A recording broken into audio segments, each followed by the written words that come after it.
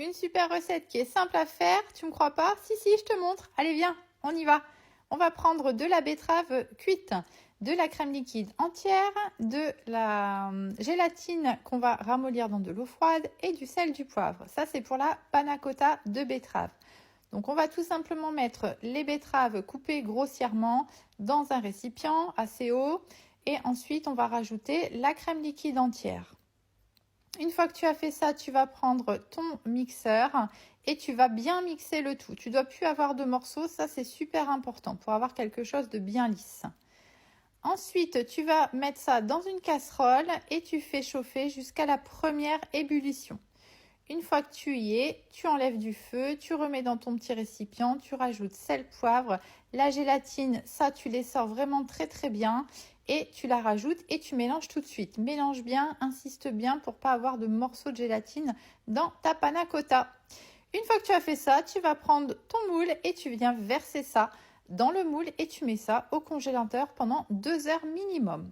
Maintenant, on va s'occuper du sablé au parmesan. Inutile de dire que c'est un délice. Donc, tout simplement, je te montre ma technique, moi, pour les pâtes qui sont très collantes, comme le sablé par exemple. En fait, je me sers de 2 toiles.